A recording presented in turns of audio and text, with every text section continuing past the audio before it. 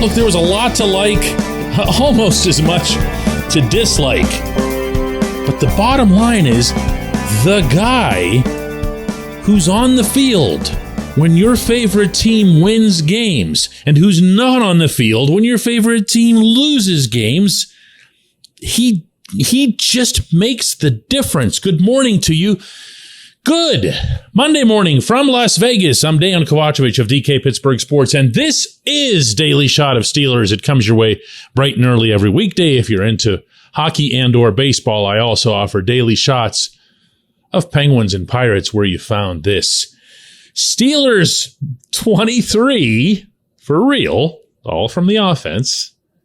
Raiders 18, for real, even though it had been 23-7 and looked like it might be a runaway. That's how it's gonna be, my friends, with this team. I believe that.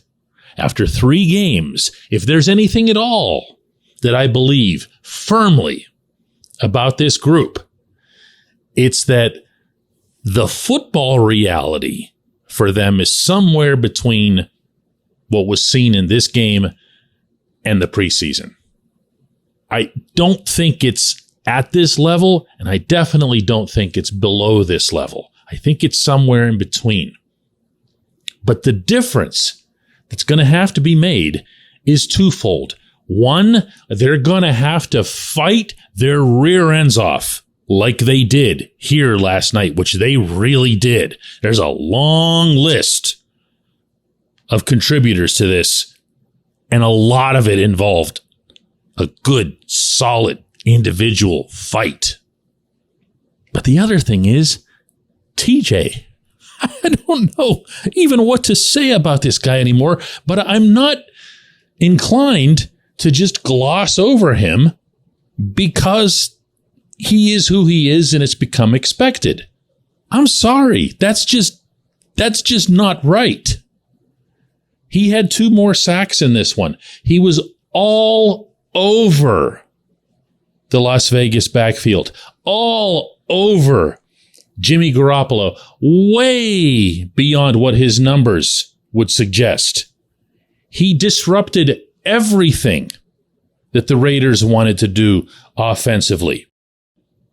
And typical him, afterward, bring that up with him, and what you get is some kind of response about the team. Yeah, I mean, obviously, like I say, every week we're going to have to go back and look at the film, but anytime they're chipping as much as they were tonight, or anytime they weren't chipping, we were trying to make it our best effort to make the pass rush as hot as possible, and I think we did a good job of keeping them under duress tonight, and it helps when we have them in those obvious passing situations where we can pin ears back, and obviously when the guys in the back end are playing as well as they were tonight, it helps to have that quarterback hold it for just a split second longer. That's also who he is.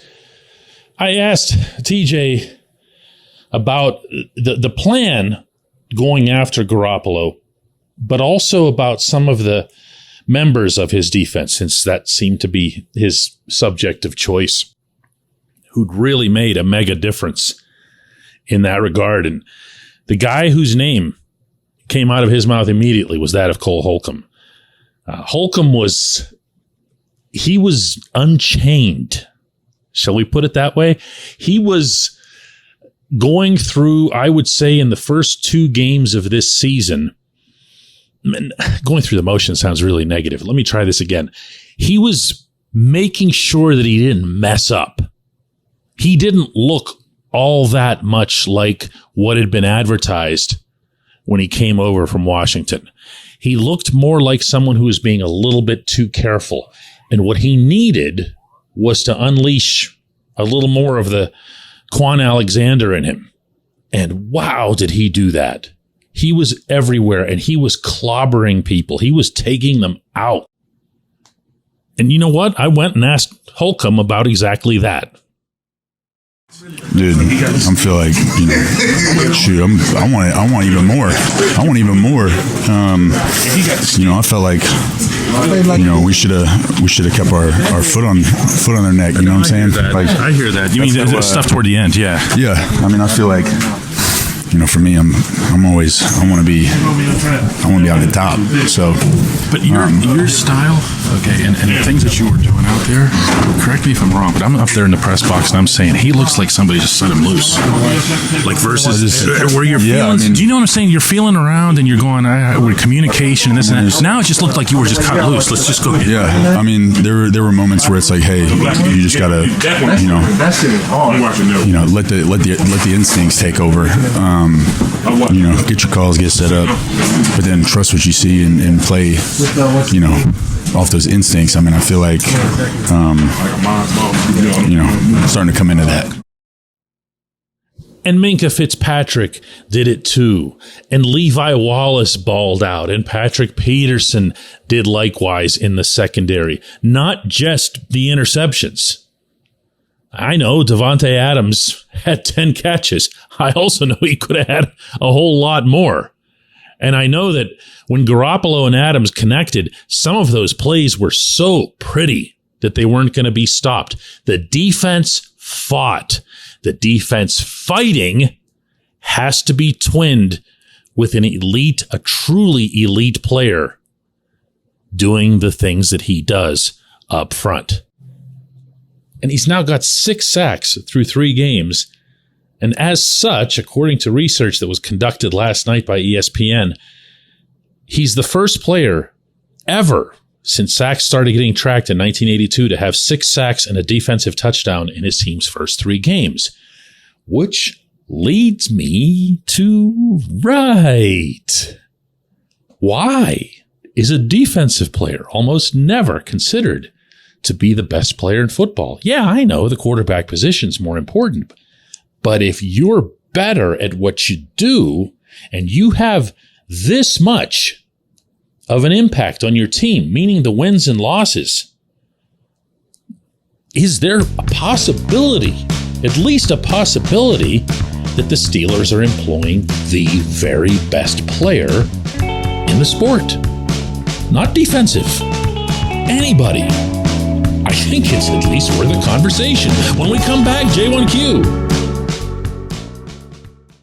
Luxembourg, Garbett, Kelly, and George. LGKG is a personal injury law firm in Western Pennsylvania that represents people hurt in car accidents or who need help with workers' comp or medical malpractice. When the attorneys at LGKG make you a promise, they keep it. They've been keeping promises in our region for over 80 years. LGKG's been AV rated, the highest rating a law firm can receive, and they've been designated super lawyers. That's actually a thing for over 15 years. It's a rare combination. LGKG has offices in Cranberry, Newcastle, Beaver Falls, Butler, and Elwood City. Learn more about them by visiting lgkg.com or by calling 888-842-5454. LGKG.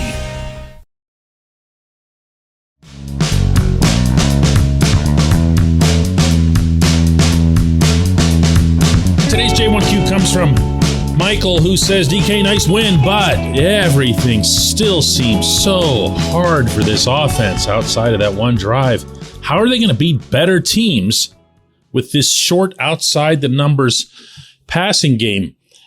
They're not. Michael, they're not. If you happened to see my written column, Sunday morning from here, one of the things that I'd mentioned, actually stressed, was that you're not going to see a 180-degree U-turn no matter how well the offense performs. That just does not happen in professional athletics. It just doesn't.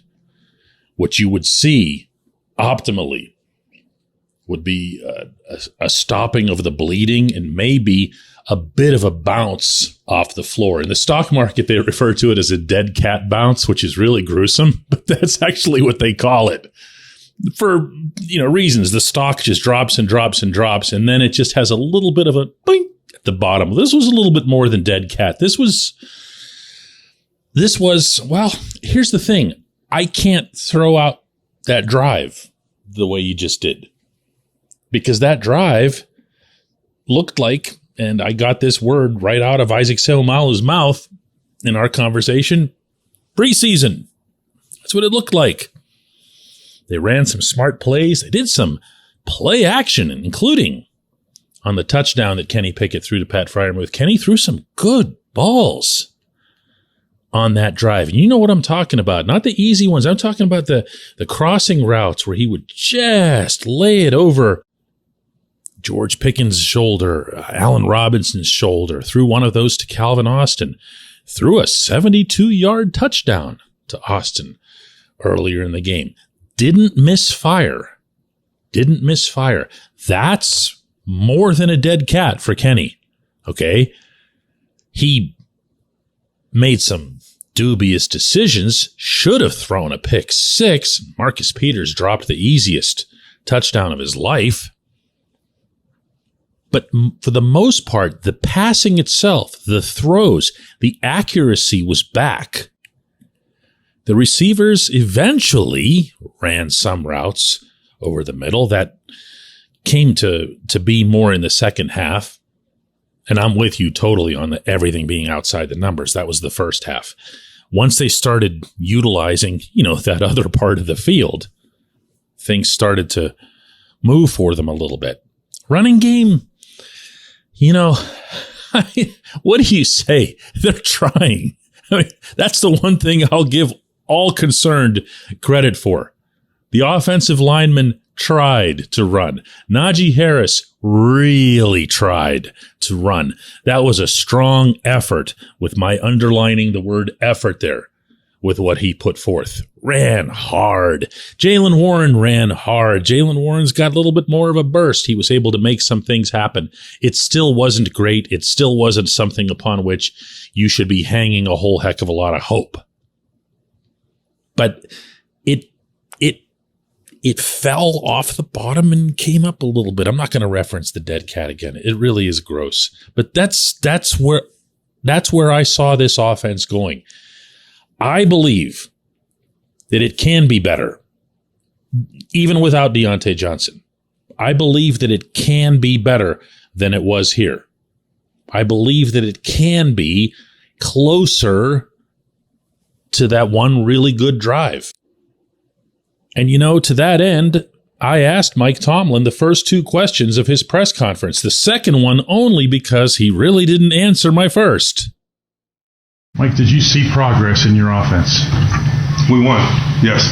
But specifically with the offense and things that you liked out there? Okay, great. So he didn't answer the second one either. I asked it a third time later on and still didn't get anything. People wonder why. I asked the hard questions. See what he says. He's not going to say anything. But back to the offense itself, I can say that it looked better. Whether or not it's progress, we're going to see over time. I appreciate the question. I appreciate everyone listening to Daily Shot of Steelers. Let's do another one of these tomorrow when I fly back.